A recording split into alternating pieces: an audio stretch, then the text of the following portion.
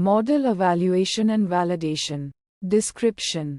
Model evaluation and validation are critical processes in machine learning to assess the performance and generalization ability of a trained model on unseen data. Techniques.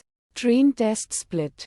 Description. Split the dataset into training and testing subsets. Train the model on the training set and evaluate its performance on the separate test set to gauge how well it generalizes to new data. Cross-validation. Description.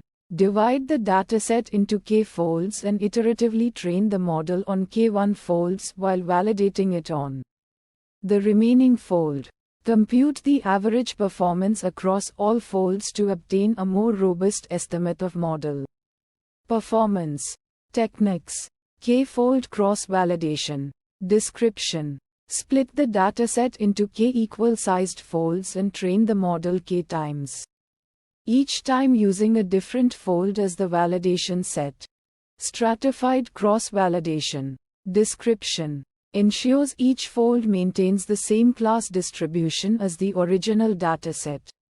Useful for imbalanced datasets. Metrics. Description. Use various metrics to quantify model performance, depending on the task and model type. Common metrics include accuracy, precision, recall, F1 score for classification tasks, and mean squared error MSE, R-squared for regression tasks. Validation curves. Description. Plot training and validation metrics, e.g., loss or accuracy against epochs to diagnose issues like overfitting or underfitting.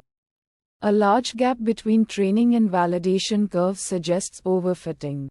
Grid search and hyperparameter tuning. Description. Use grid search, a randomized search, to systematically explore combinations of hyperparameters and select the best performing set based on cross-validation results. Learning curves. Description. Plot training and validation performance metrics against the number of training examples or epochs to visualize model learning behavior and determine if the model would benefit from more data. ROC curve and AUC. Description.